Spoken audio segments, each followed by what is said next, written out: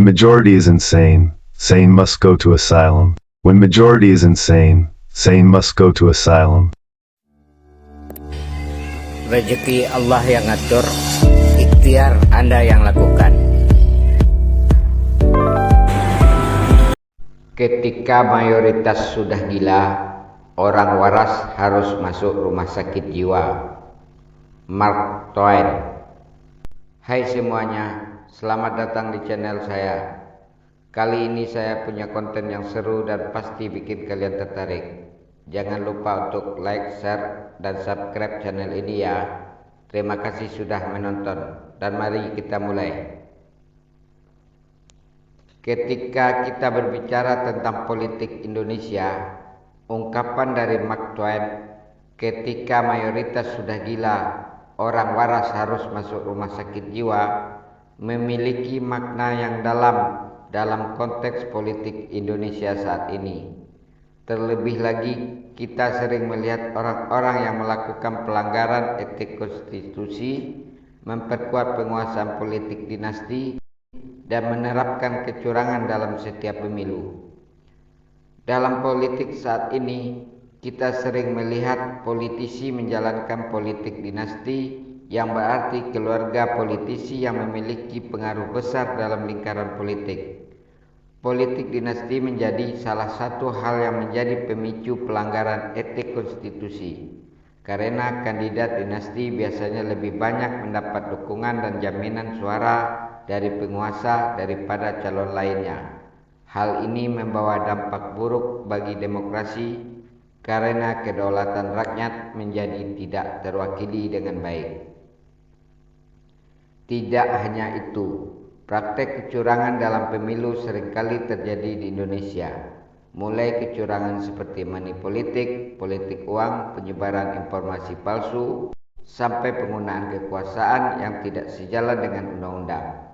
Hal ini menyebabkan kontestasi politik menjadi tidak sehat dan merugikan bagi rakyat yang memilih pemimpin sesuai dengan prinsip demokrasi.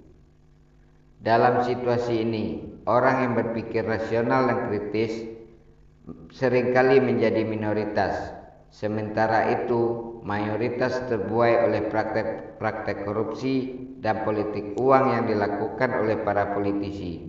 Dalam konteks ini, muncul pemahaman bahwa orang yang waras harus berjuang di tengah situasi yang penuh dengan ketidakwarasan dan ketidakbenaran. Bagi mereka yang menyaksikan kecurangan dari para politisi, mereka seringkali merasa putus asa dan cenderung menghindar dari politik. Namun demikian, orang yang waras tidak boleh meninggalkan percaturan politik hanya karena mayoritas telah gila. Kita masih harus tetap menjadi pihak yang kritis, memperjuangkan hal-hal yang benar, serta melawan segala bentuk kecurangan dalam setiap pemilihan umum. Kita masih mempunyai hak-hak sebagai rakyat yang menginginkan kebaikan negara, dan itu harus terus dilakukan. Kita harus mampu bersikap kritis dan bijak dalam menentukan pilihan dalam setiap kontestasi politik.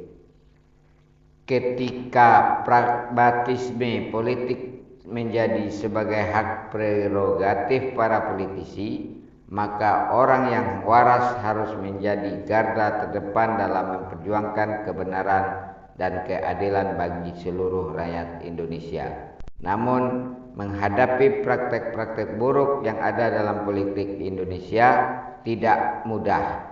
Orang yang ingin memperjuangkan kebenaran dan keadilan harus siap menghadapi berbagai hambatan dan rintangan. Salah satu hambatan yang sering dihadapi adalah budaya politik Indonesia yang masih sangat materialistik dan pragmatis. Orang cenderung memilih calon yang memiliki uang atau yang menjanjikan materi yang menguntungkan diri sendiri.